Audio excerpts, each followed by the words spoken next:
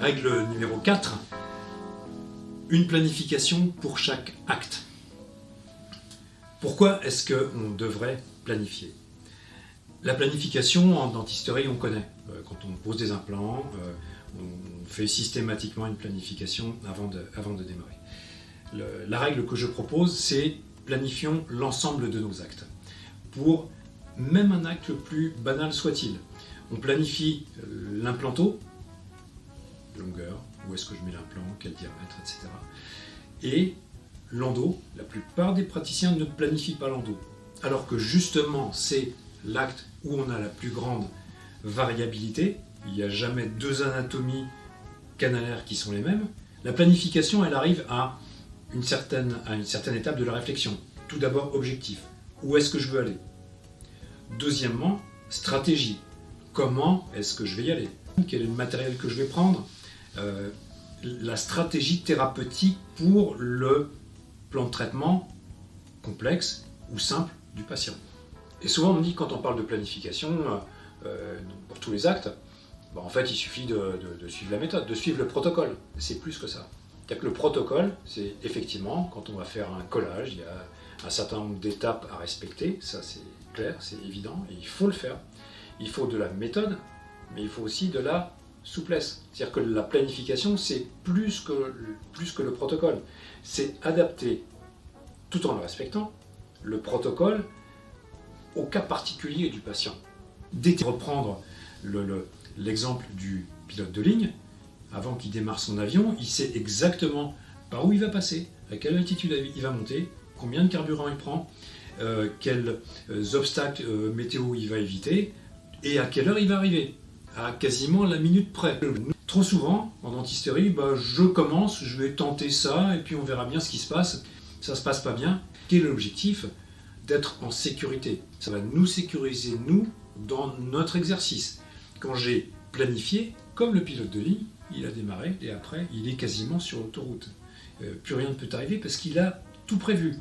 Il y a un moment, il va rencontrer un cumulonimbus. Ah, celui-là n'était pas prévu. Je vais un peu modifier ma route, je vais éviter de passer à travers, je vais reprendre ma route normale.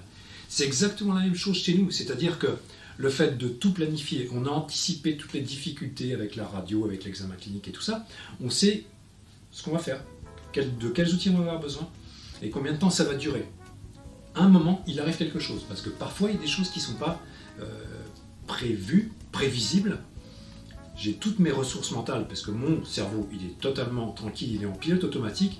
Là, d'un seul coup, il y a un petit truc qui clignote. Ok, là, je vais gérer ce problème-là. Je suis totalement disponible. Je vais raconter une anecdote. Au début que je faisais des implants, mettons mes premiers implants, je suis parti pour poser 2 implants sur quelqu'un que je connais bien en plus. Le premier, je le pose et il y a plein de paramètres que je n'ai pas planifiés, que je n'ai pas compris, que je n'ai pas anticipé. J'étais dans un tel état de stress que le deuxième implant, je ne l'ai pas posé. J'ai fermé, et puis donc après, il s'intègre, tout va bien, je vois le patient, et il me dit, pour le deuxième implant, tu sais, la première fois, j'ai senti que tu n'étais pas du tout à l'aise. Ah oui, ça s'est vu? Évidemment que ça s'est vu. Donc j'étais pas du tout à l'aise parce que j'avais pas planifié. Donc il me dit, non, en fait, c'est la deuxième molaire, je vais rester comme ça. Il n'a pas voulu la faire. Et je lui ai dit, je te comprends. Donc pour nous, ça va nous sécuriser. Ça va nous sécuriser, nous, et ça va sécuriser le patient. Parce que savoir improviser, ça ne s'improvise pas. Savoir improviser, c'est avoir la fenêtre mentale disponible au moment imprévisible où on en a besoin. Ça va nous éviter de rajouter l'aléa opératoire à l'aléa thérapeutique. Nous faisons de la médecine, nous ne faisons pas des tableaux Excel. L'aléa thérapeutique, il est inhérent à notre profession.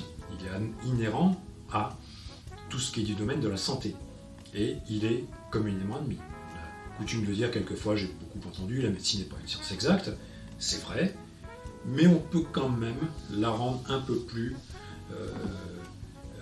efficiente. Donc l'aléa opératoire, pour moi, doit être totalement maîtrisé, voire éliminé. Oui, mais c'est une perte de temps, tu te rends compte, on passe plus de temps à planifier un implant, enfin pour ma part, la pose d'un implant, que la pose de l'implant lui-même.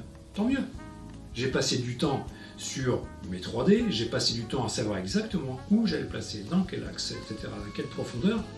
Tout est, et avec un guide chirurgical ou sans guide chirurgical, peu importe, en tout cas tout est planifié, tout est prévu.